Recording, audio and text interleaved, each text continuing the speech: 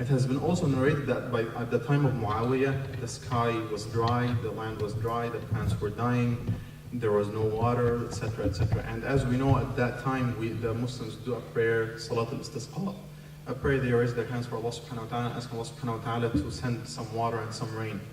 So Muawiyah asked Abu Muslim al-Khawlani, come do the prayers. Abu Muslim al-Khawlani tried to say, he said, no, I'm a sinful guy, and why do you want me to come and do these prayers? So Muawiyah insisted, so Muslim al-Khawlani stood and he made the prayers. And once he made the prayers, the sky began raining, Allah subhanahu wa ta'ala sent the water.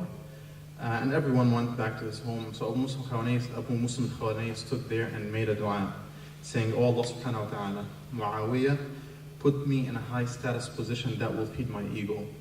So if what you have for me is better for me, if what you have for me after I die is better for me from what I have right now, please take me to you. That was on a Thursday. The Thursday after, Abu Muslim al-Khawlani died.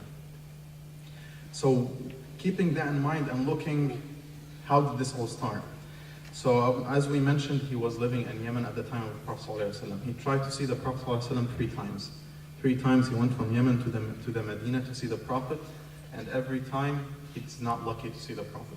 One of the times he went there and he knocked at the Prophet ﷺ door, and someone opened for him, and the Prophet ﷺ was not there, so he had to leave, go back because of his sick mother in Yemen, so he had to catch the group that was going back to Yemen.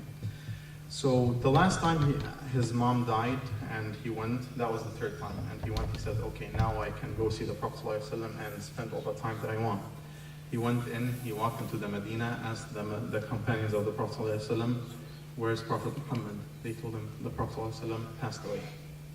Imagine the disappointment. So now he's not considered a companion, although he was living and he was a Muslim at the time of the Prophet, because he did not meet the Prophet ﷺ in person. And we know what's the amount of reward from Allah subhanahu wa ta'ala to be a companion.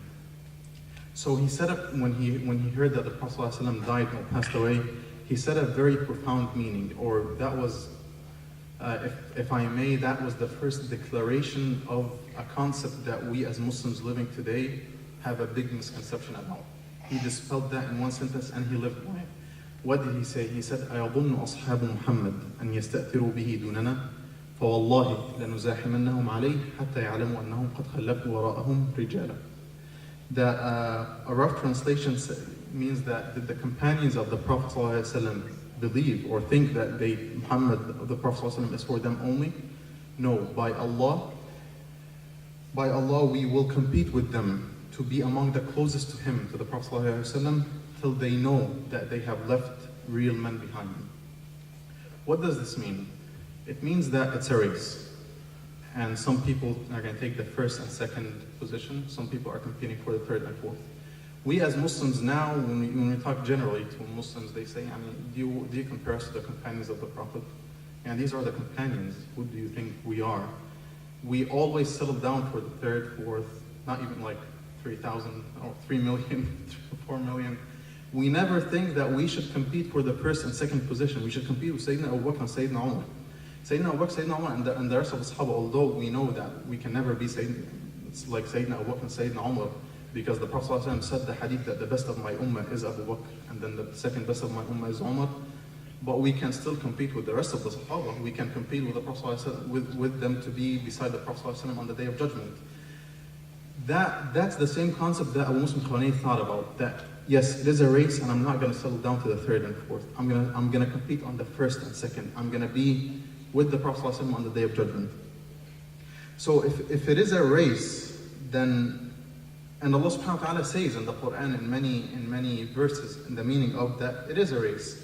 وفي ذلك فليتنافس المتنافسون فاستبقوا الخيرات وسارعوا إلى مغفرة من ربكم وجنة عرضها السماوات والأرض أعدت للمتقين. In a rough translation, and for that let the aspirers aspire. What is that? It's for the good deeds and the reward from Allah subhanahu wa ta'ala.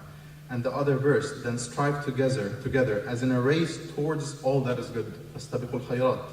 The 3rd verse, be quick in the race for forgiveness from your Lord, and for a garden whose width is that of the whole of the heavens and the earth, prepared for those who are righteous.